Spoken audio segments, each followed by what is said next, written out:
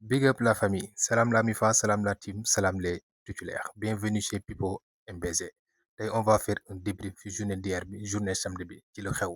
Barça joué na Arsenal joué na Bayern joué na ñu dajale lépp rek daal di koy teg ci table bi même Liverpool joué na ñu dajale lépp waxtaanee ko let's go.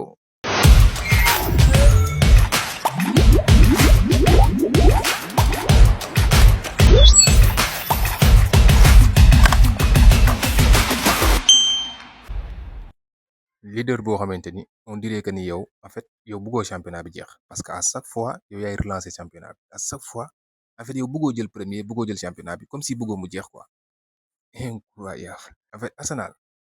en fait il faut oser le dire quoi il faut ñu nangu ko wax du question de kii fii la far ak kee fee la far mais ñu nangu ko wax cette équipe là mentalement ils sont faibles en fait Arsenal buy football tu sens le stress tu sens la peur tu sens que nit ñi mentalement ils sont faibles nekkul question de ay jour bi ak jour bële absence bi absence mais mentalement équipe de faible tu sens que ni équipe bi nanguwul jëli sax victoire bi day hésiter bu amee match nul sax jël lépp bëgg ko wékk ci coup de pied arrêté man loolu je suis tout à fait d'accord bu fekkee mën na laa jox championnat parce que championnat lépp loo ko mën a jox rek baax na lépp loo ko mën a jox jëfali mais bëgg a wékk ci loolu ba mu yàqal la yow sa football ba nangootoo football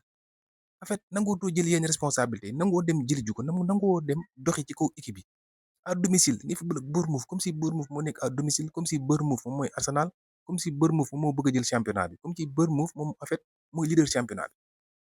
bi yow ngay xëccoo lu toll ni championnat lu toll ni première ligue ngay footballé de telle sorte ñu ni mel on se dise la vérité nag franchement quoi en fait nañ objectif quoi cette équipe là mentalement dafa des que ça soit muy joueur yi que ça soit muy coach bi même Arteta ci coaching am da nga koy sentir yenn joueurs yi nangootuñoo jël yenn responsabilité stress da nga koy sentir seen jeu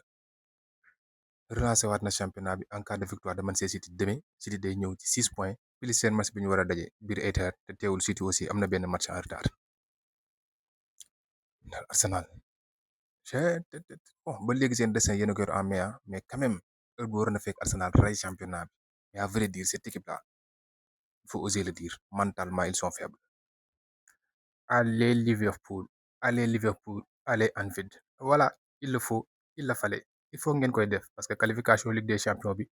du lu yomb victoire Liverpool ci kaw Fulham chapeau au red victoire méritée victoire amplement méritée mais j'ai une question en fait le gars là comment il s'appelle encore Arne Slot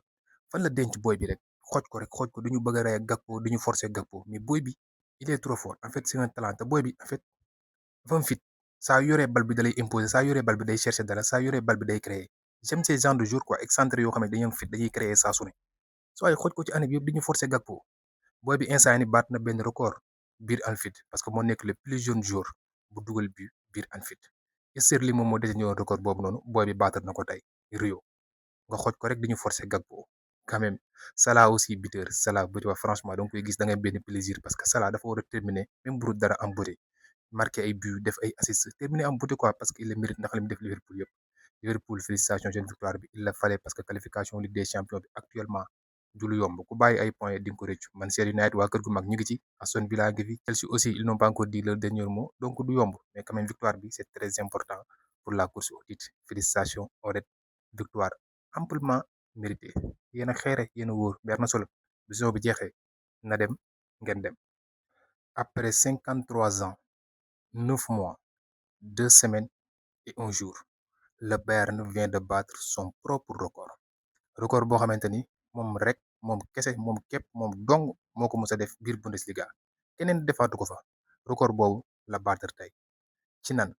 en marquant son 102e but 103e but 104e but et 105e but de la saison 105 buts ci saison bi en Bundesliga et en seulement 29 matchs Bayern dugal na ci 105 buts ci saison bi en Bundesliga 105 buts loolu nag Bayern ci boobu moom moo détenir woon record boobu noonu biir Bundesliga année 71 72 101 buts moom la battre tey Bayern chaque match but équipe bii ku ko bëgg a dóor yow jàppal ni booy dajeek moom 1-0 déjà yow nga jéem a xool nan ngay dugalee 2 wala 3 mais minimum di la laal benn waxoon naa leen fi keroog ni Bayern mi ngi ci 44e match am yoo xamante ni chaque match minimum di la dugalal benn but Bayern match contre Paris coupe du monde des clubs la gëj a football match te dugal ci benn but depuis lors chaque match dina la dugalal minimum benn bi moo nekkoon 45e match te dugalaat na battre na record quelle équipe chapeau Bavarois chapeau au Bavarois Mia San Mia du noonu la noonu ngeen koy waxee mais chapeau Bavarois félicitations yéen a ngi ci yoon de quelle équipe Bayern Munich waaw mais aussi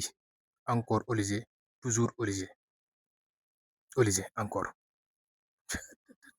quel jour rythme bi nga bëgg a yóbbu ni allure bi du ma ko nangu de chaque semaine ma ne Olise non loolu moom mënu ma ko attanu ma rythme boobu noonu il est trop fort Ferran Torres nee na ngeen bàyyi wax ji Ferran Torres nee na ngeen bàyyi wax ji King Ferran le meilleur attaquant du monde nee na ngeen bàyyi wax ji moom buteur la moom day dugal Ferran Torres buteur victoire du Barça qui creuse l'écart qui file tout droit vers le titre du champion d'Espagne rien à dire est-ce que nekkul victoire bi mooy victoire champion d'Espagne bi parce que Barça gën na creuser écart digganteem ak Real Madrid c'est clair mais bon football moom mooy loolu mais en tout cas am na benn avantage bu rëy ci kaw Real Madrid mais aussi que dire de ce petit bu dee chaque week-end nga wax ci moom bu yàggee day mujjee métti Lamine Yamal non seulement il vient d'atteindre la barre des 100 matchs devenant le plus jeune joueur à atteindre 100 matchs en Liga mais yemul ci loolu c'est le plus jeune joueur bu atteindre 58 GA dans les 5 grands championnats moo ci nekk le plus jeune joueur bu atteindre 58 GA Lamine Yamal il est trop fort ñi lay continuer di battre record sur record bu ko Barça jàppale woon entourage am baax attaquant yi baax attaquant yi Ferran Torres nee na attaquant bu mag la nee na gars yi noppi donc que dire